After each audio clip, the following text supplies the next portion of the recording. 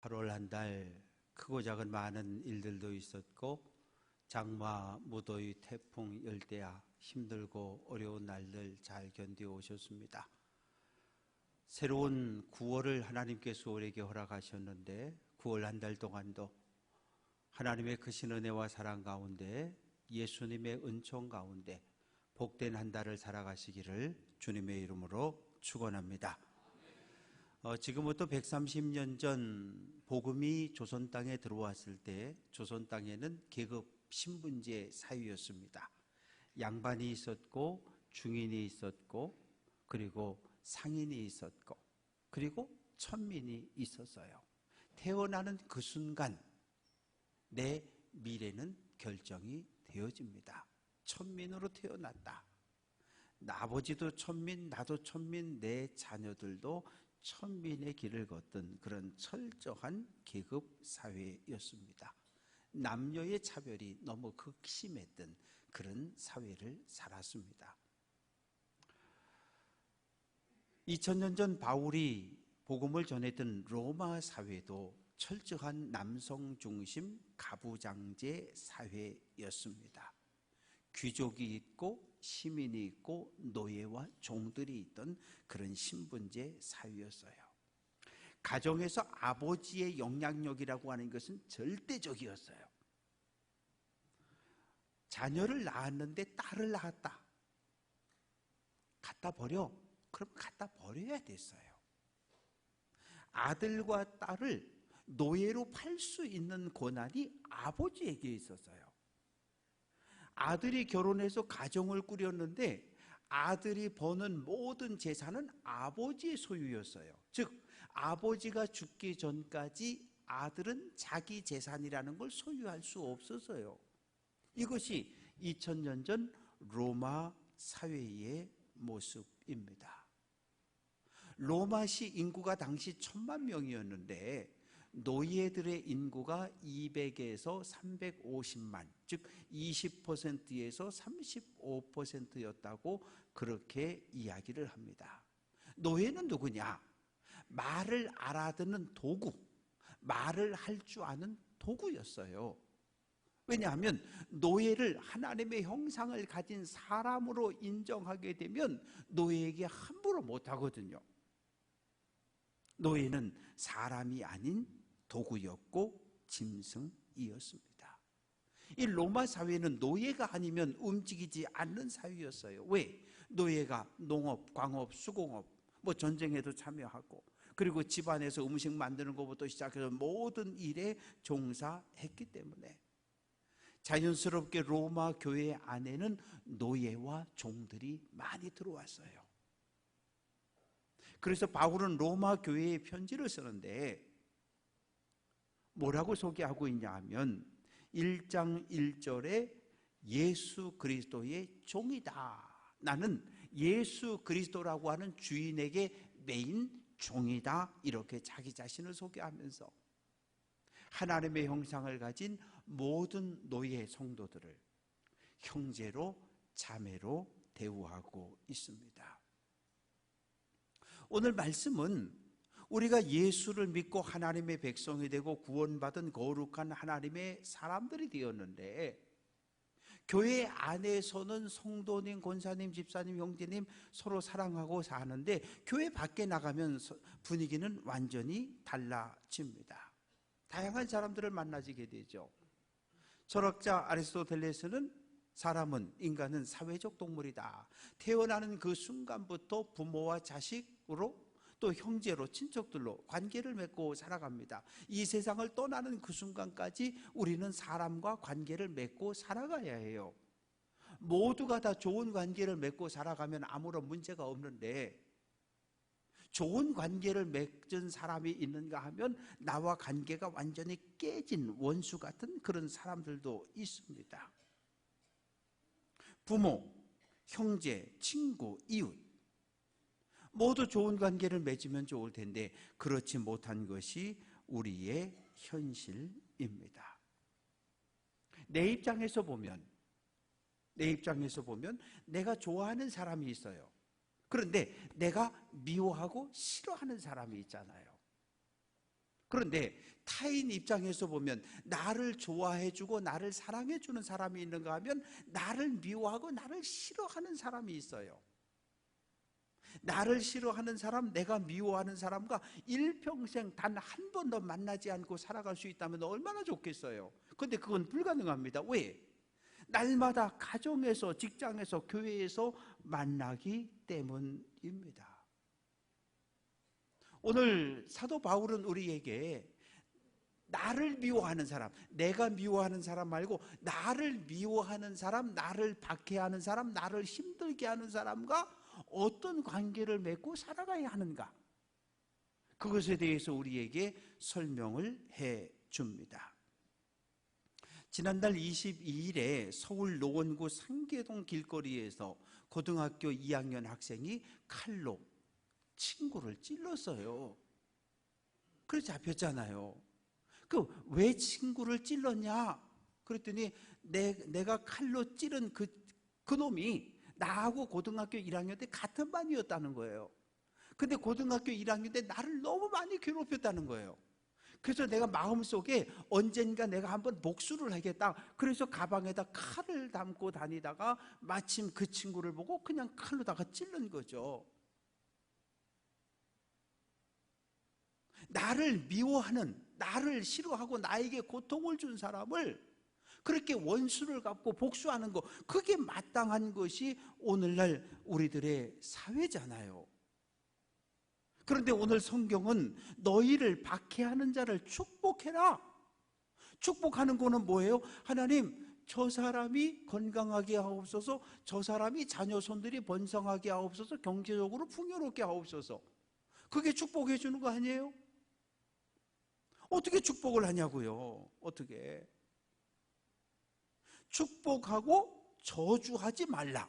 저주는 무엇입니까? 하나님, 저 놈은 정말 나쁜 놈이에요. 하나님 심판해 주시고 때려 주시고 하나님과 관계가 끊어져서 영원한 멸망에 떨어지게 하시고 하나님이 주시는 모든 복을 받지 못하게 해달라고 기도하는 거, 그거 저주잖아요. 나를 박해하는 사람을 저주 안 하는 것도 힘든데 축복하래요. 이게 오늘 우리들의 숙제입니다. 이게 우리들의 숙제예요. 저는 일본 사람들이 미워요. 왜 미운지 아세요? 바다는 전 세계의 모든 사람들의 생명을 살리는 곳인데 거기다가 핵 처리수를 버리고 있잖아요. 자연 환경을 하나님의 뜻에 맞게 보존할 책임이 있는 교회 입장에서 보면 이거 나쁜 거예요. 반대하는 게 맞아요. 아무 문제가 없다고요? 아니, 아무 문제가 없으면 자기 나라에 그냥 두면 되지. 마셔도 된다고요? 그럼 마시면 되지. 문제는 30년 동안 버리면 된다는데 30년 동안 버렸어. 30개를 버렸어. 30년 동안 20개가 또 생겨난대잖아요. 없어지는 게 아니고 주는 게 아니고 있는 것만 버리면 끝나는 게 아니고 계속해서 생겨난대잖아요. 영원토록 버리겠다는 거잖아요. 용서가 돼요? 용서가 안 돼요. 이거 사랑 못해요. 우리의 마음이라는 게 어때요? 우리의 마음은, 보통 사람의 마음은 이거 용서가 안 되는 거예요. 용서가 안 되는 거예요. 나를 미워하고 나를 박해한 사람, 그 사람을 축복해라. 17절, 아무에게도 악을 악으로 갚지 말라. 아니, 나에게 해코지 했는데 내가 어떻게 가만히 있어요? 하늘을 날아 비행기 타고 날아가던 바그너 그룹의 프리고진이라고 하는 이 사람이 비행기 타고 가다가 비행기가 뻥 터져가지고 죽었단 말이에요. 전 세계 모든 사람들이 그렇게 짐작을 하는 거죠. 러시아의 푸틴 대통령이 죽였을 거야. 왜? 푸틴 대통령과 40년 친구였는데 어느 날 배신을 때렸잖아요. 군대를 이끌고 모스크바로 쳐들어갔잖아요. 그러다가 멈췄잖아요. 그래서 복수를 했을 것이다, 그렇게 생각들을 하는 거예요. 율법에 보면 동해보복법이라는 게 있어요. 누군가 몽둥이를 가지고 내 왼팔을 때렸는데 왼팔이 부러졌어요. 그럼 어떻게? 똑같이 갚아주는 거예요. 나도 몽둥이 들고 그 사람을 왼팔을 때려서 왼팔을 부러뜨리는 것, 내가 당한 만큼 갚아주는 것, 그것을 성경은 동해보복법이라고 이야기하는 거예요. 사랑하는 성도 여러분, 여자 성도들은 치고받고 싸워본 경험들이 없겠지만 남자분들은 싸운 경험이 있을 거예요. 초등학교, 중학교, 군대 가서 제대할 때까지, 대학에서도. 그런데 싸웠어요. 한 대 맞고 한 대 쳤어요. 그런데 사람들이 와서 뜯어 말렸어요. 돌아서는데 기분이 좋아요? 기분 나빠요. 한 대 맞고 두 대, 세 대 때렸어요. 그런데 사람들이 뜯어 말려요. 뒤돌아서면서 기분이 어때요? 기분 좋아요. 왜? 나 한 대 맞았는데 내가 저놈 두 대 때리고 세 대 때렸으니까. 그게 사람의 마음입니다. 그런데 바울은 악을 악으로 갚지 말래요. 왜? 재판장이 따로 있대요. 시편 7편 11절 같이 한번 해볼게요. 하나님은 의로우신 재판장이라. 하나님이 재판장이니까 내가 재판장 내서 두 대 때리고 세 대 때리지 말고 하나님께 맡기라는 거예요. 이게 하나님께 맡기라는 거예요. 내가 한 대 맞았으니까 넌 나쁜 놈이니까 두 대 맞고 세 대 맞아야 돼? 그건 내가 하나님 자리에 앉는 교만이라고 하는 거예요. 그러면 안 된다는 거죠. 근데 이게 쉽냐고요? 내 안에 어떤 내가 있어요. 가족을, 부부인데 남편을 정지하고 아내를 정지하고 자녀들이 여럿 있는데 다 똑같다 그러지만 자녀들도 편을 갈라놓잖아요. 형제들끼리도 서로 싸우잖아요. 유산 누가 더 많이 가질 건지. 내 안에는 다른 사람을 판단하고 정지하고 심판하려고 하는 못된 내가 내 안에 꿈틀꿈틀거리고 있는 거예요. 야곱에겐 12명의 아들이 있었습니다. 11번째 아들이 요셉인데 요셉에게만 색동옷을 입혔어요. 그런데 10명의 형들이 요셉을 미워하기 시작합니다. 우리 아버지는 나빠. 아들이 12이면 사랑을 12로 나눠서 다 똑같이 나눠줘야지. 왜 요셉 저놈을 더 사랑해? 왜 편애해? 우리 아버지 나빠. 요셉 저놈도 나빠. 그래서 어떻게 합니까? 형님들 안녕하세요 달려오는데 그놈 잡아서 물 없는 웅덩이에 집어넣잖아요. 형님들 살려주세요. 어떻게 해요? 애굽으로 내려가는 상인들에게 노예로 종으로 팔아버리잖아요. 아니, 아무리 동생이 미워도 그렇지, 아무리 아버지의 사랑을 독차지했어도 그렇지, 어떻게 그럴 수 있어요? 그런데 우리들의 삶에서 이런 일이 벌어지고 있잖아요. 20년 지났어요. 애굽의 가나안에 흉년이 들었어요. 야곱의 집에도 양식이 떨어졌고 10명의 형들이 양식을 사러 애굽에 내려왔어요. 동생 요셉을 기억했을까요? 아니요, 까맣게 잊어버렸어요. 죽었거나 지금도 누군가의 집에서 노예로 살고 있을 거라고 생각했어요. 그런데 동생 요셉이 애굽의 총리가 되어 있잖아요. 때린 사람은 몰라요. 그런데 맞은 놈은 알아요. 그래서 형들을 향해서 복수할 수 있는 기회가 주어졌잖아요. 감옥에 가둘 수도 있고 노예로 삼을 수도 있고 죽일 수도 있고. 그런데 요셉은 형들에게 악을 악으로 되갚지 않습니다. 창세기 45장 5절 하나님이 생명을 구원하시려고 나를 당신들보다 먼저 애굽에 보냈다는 거예요. 13년의 고난을 겪으면서 이 고난 속에 하나님의 뜻이 있다는 것을 요셉을 발견했고, 그리고 부모님과 형제들과 조카들까지 삶을 다 봉양합니다. 손으로 악을 갚았어요. 바울은 로마서 1장 14절에서 다 내가 빚진 자라 이야기합니다. 교회를 박해했죠. 성도를 잡아 감옥에 넘겼죠. 그러면 어떻게 해야 돼요? 벼락 맞고 천둥 맞아서 죽어야 돼요. 하나님의 심판받아 죽어야 돼요. 그런데 그런 바울을 부활한 예수님이 찾아오잖아요. 다메섹으로 달려가는 길가로 신방 오시잖아요. 성령 충만케 하시잖아요. 모든 죄를 용서해 주시잖아요. 바울에게 말씀하셔요. 바울아, 예, 너 나한테 빚졌다? 맞습니다. 제가 빚졌습니다. 너 내게 진 빚을 이방인들에게 복음을 전하는 일로 대신 갚아라. 아멘. 그래서 바울은 일평생 이방인의 사도로 복음을 전하며 살아갑니다. 오늘 9월 첫 번째 주일이잖아요. 교회 안에는 다양한 사람들이 모여 있잖아요. 그런데 오늘이 가장 행복한 사람이 있을 수 있어요. 일부 예배 때 이중학 원사님하고 큰딸 큰사이 손주들이 왔었는데 오늘 참 행복한 날일 것 같아요. 자녀손들이 같이 와서 예배 드렸으니까. 그런데 오늘이 가장 힘든 사람들이 있어요. 가장 아픈 사람들이 있을 수 있어요. 바울은 즐거워하는 자들과 함께 즐거워하고 우는 자들과 함께 울라고 이야기해요. 어떤 게 쉬울 것 같아요? 웃는 사람들과 함께 웃어주는 것이 쉬워요? 우는 사람들과 함께 울어주는 게 쉬워요? 다 어려워요. 다 어렵습니다.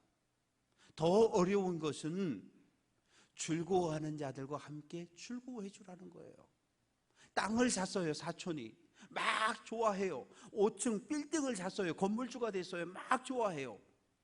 그런데 우리 속담엔 사촌이 땅을 사고 건물주가 되면 뭐가 아프대요? 배가 아프대요. 이 즐거워하는 사람과 즐거워하는 일이 훨씬 더 힘든 일입니다. 내가 즐겁고 행복하면 함께 웃어줄 수 있을 것 같아요. 그런데 내가 오늘 슬픈데, 내가 오늘 고통스러운데 아파하는 사람들과 어떻게 아파해 줄 수 있습니까? 어제 여의도에 교사들이 20만 명이 모였다고 그러잖아요. 23살 이제 교사 돼가지고 발령받고 2년 된 선생님이 자살을 했어요. 근데 31일 날 서울에서 전라도에서 또 교사 2명이 또 자살을 했어요. 그냥 저는 마음이 아파요. 왜? 어려서부터 배운 게 뭐예요? 왕하고 선생님은 하나라 그랬거든요. 부모하고 군사부 일체. 근데 오늘 우리 사회가 선생님의 자리가 흔들려요. 선생님들이 자살을 해요. 나와 상관없잖아요. 근데 내 아들이 교사잖아요. 내 아들이 교사니까 이거 교사들이 자살하는 게 내 마음이 편하지 않은 거예요. 왜? 나와 관계가 생겼으니까 이제. 내가 아파본 만큼 우리는 아파할 수 있는 거예요. 내가 고난을 당해본 만큼 다른 사람의 고난을 나는 이해할 수 있는 거예요. 나사로가 병들었어요. 마르다와 마리아가 예수님께 사람을 보냈어요. 선생님, 우리 오라비가 아파요. 얼른 오셔서 안수해 주시고 기도해 주셔요. 예수님 안 오셔요. 죽었어요. 장례 치렀어요. 그리고 나서 나흘이 지났는데 예수님 그제서 나타나셨어요. 와보니까 마르다도 울고 마리아도 울고 동네 사람들이 모여서 다 울면서 위로해주고 있잖아요. 요한복음 11장 33절, 예수께서 심령의 마음의 비통이 여기시고 불쌍히 여겼다. 마르다와 마리아는 아버지가 세상 일찍 떠나셨어요. 나사로 오라비 하나가 집안의 기둥이었어요. 그래서 삶을 살아갈 수 있었는데 그 기둥이, 그 울타리가 무너져 버린 거예요. 왜? 지금은 남편이 없어도 건물 하나 가지고 있으면, 사업체 하나 가지고 있으면 장사하면 살 수 있잖아요. 그런데 2000년 전 로마 사회는, 유대 사회는 여성의 경제 활동은 불가. 남편이 죽고 오라비가 없으면 고아 아닌 고아로 살아야 되는 거예요. 가장 힘이 없는 사회적 약자로 떨어지는 거예요. 그런 마리아와 마르다의 눈물을 보며 예수님 함께 우셨습니다. 어떻게 하면 하나님이 보시기에 좋은 가정을, 어떻게 하면 하나님이 보시기에 좋은 교회 공동체를 회복할 수 있을까요? 16절 같이 한번 해볼게요. 서로 마음을 같이 하라. 마음이라고 하는 것은 그릇이에요.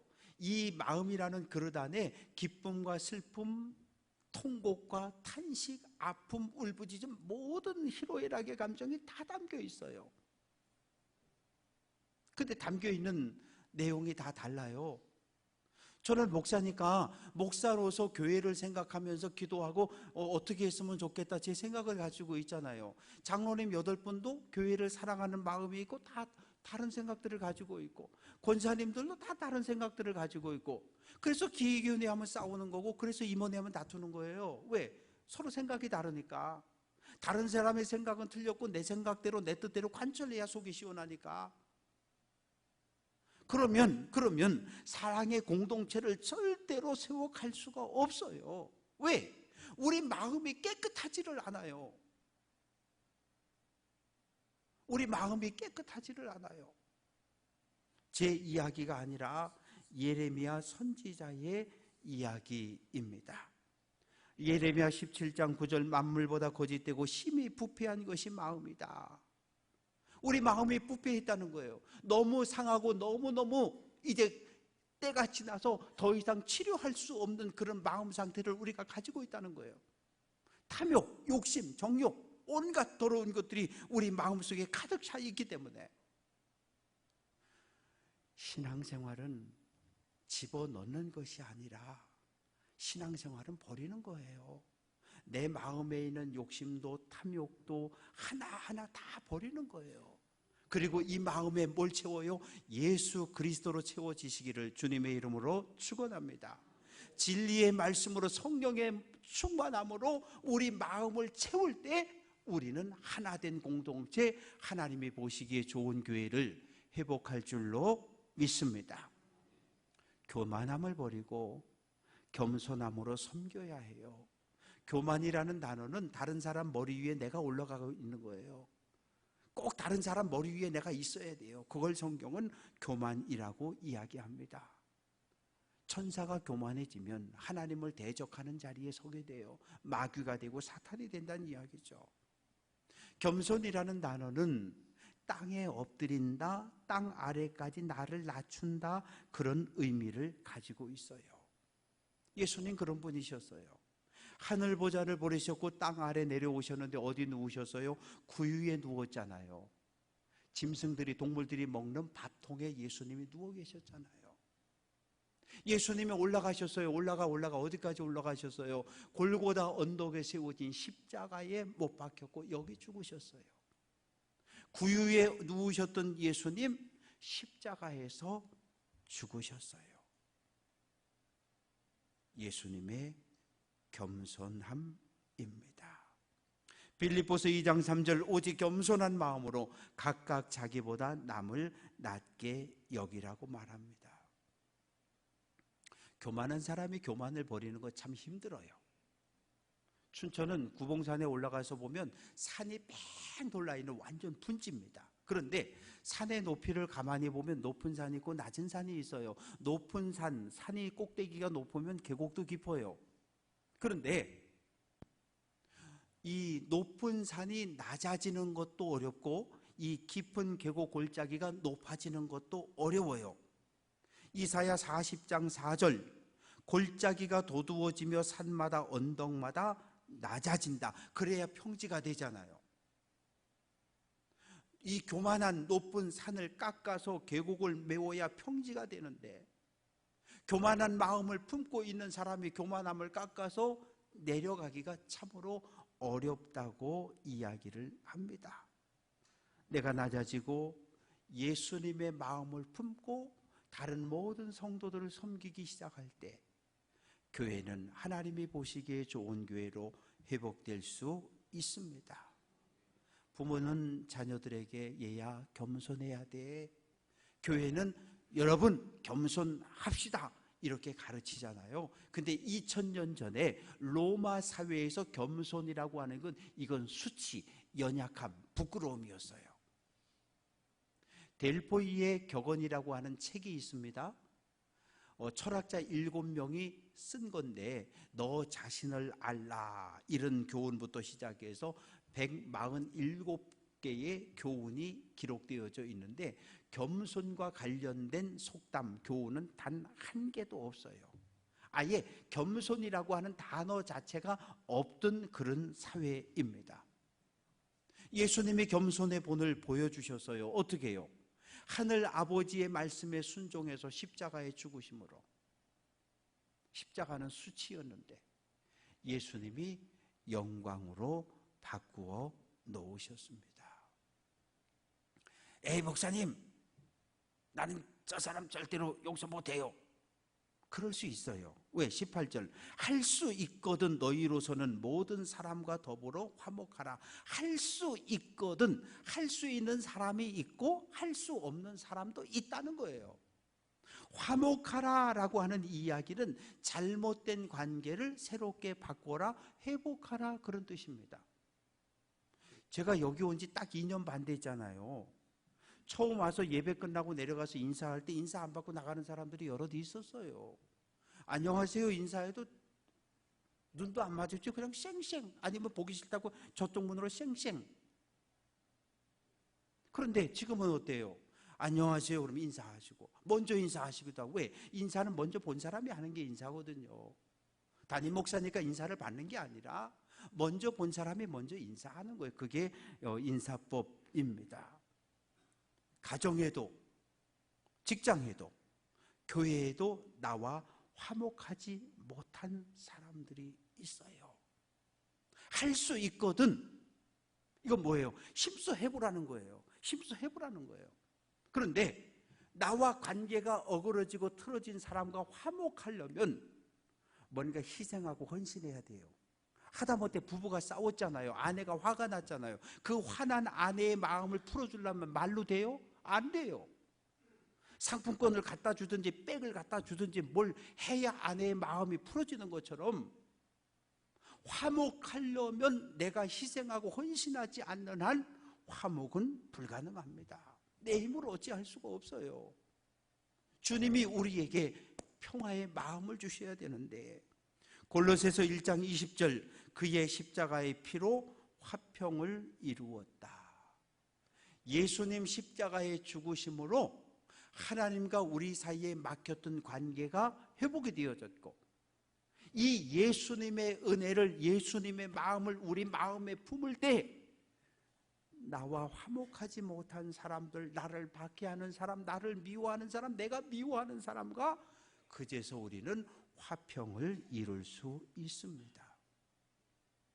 평화를 만드는 사람으로 살 건지 아니면 계속 불편한 관계를 가지고 삶을 살아갈 건지, 그건 여러분들의 선택입니다. 분명한 것은 원수를 직접 갚으려고 하지 마셔요. 19절 내 사랑하는 자들아, 너희가 친히 원수를 갚지 말고 하나님의 진노하심에 맡겨라.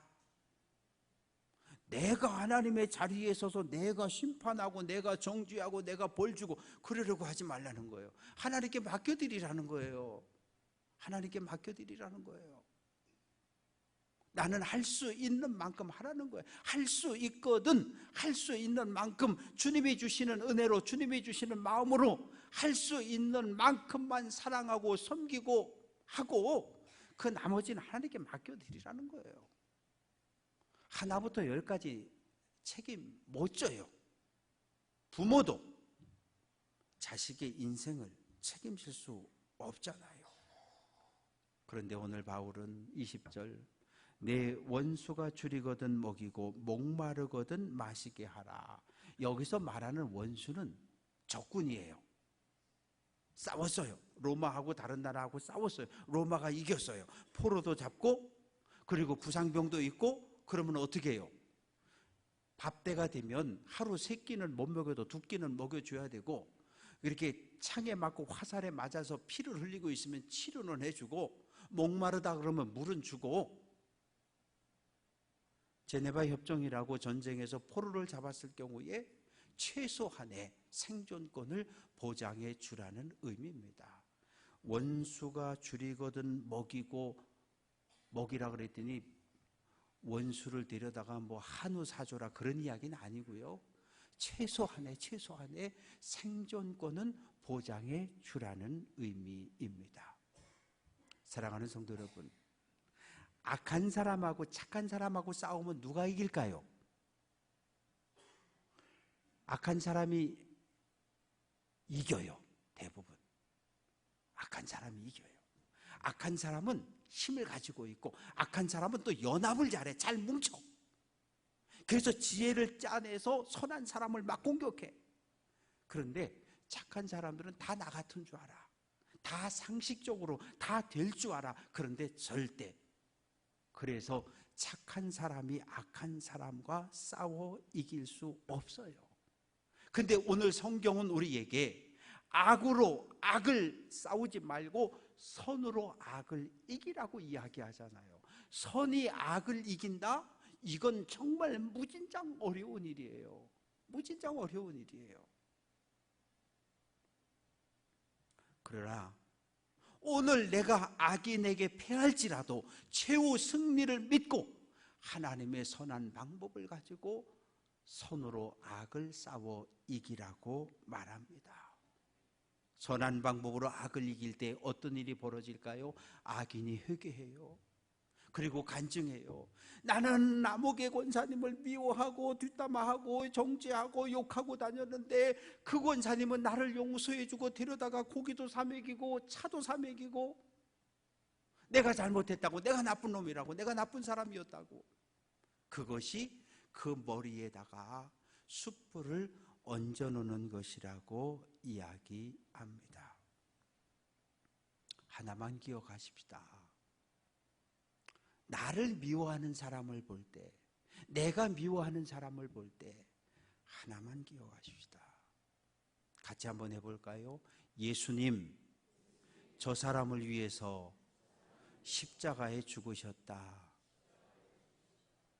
내가 미워하는 저 사람, 나를 미워하는 저 사람도 그 사람을 위해서 예수님이 십자가에 못 박혀 피 흘렸다. 그거 한 가지만은 기억을 하십시다. 오늘 예배하는 우리들, 학교 다르지요? 고향 다르지요? 직업 다르죠? 경제적 상황 다 달라요. 같은 게 같은 게 딱 하나밖에 없어요. 뭐예요? 예수를 그리스도로, 예수를 구원자로 영접했다는 것 딱 하나만 같아요. 그게 교회예요. 예수를 구원자로 영접한 성도들의 모임이 교회입니다. 그래서 예수님의 뒤를 따라가고 예수님의 가르침을 따라 살아야 해요. 그런데 지금 안 될 수 있지만 내일은 될 수 있고 내년에는 될 수 있어요. 어떻게? 내 믿음이 자라고 성장하고 성숙해지면. 그래서 기도하십시다. 내 안에 정결한 마음을, 내 안에 예수님의 마음을 품게 해달라고.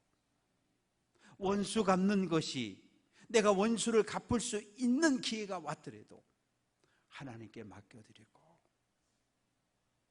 주님의 사랑으로 최선을 다해 섬긴 후에 하나님 앞에 섰을 때 잘했다, 잘했다, 착한 종이라고 칭찬받는 귀한 성도들 될 수 있기를 주님의 이름으로 축원합니다.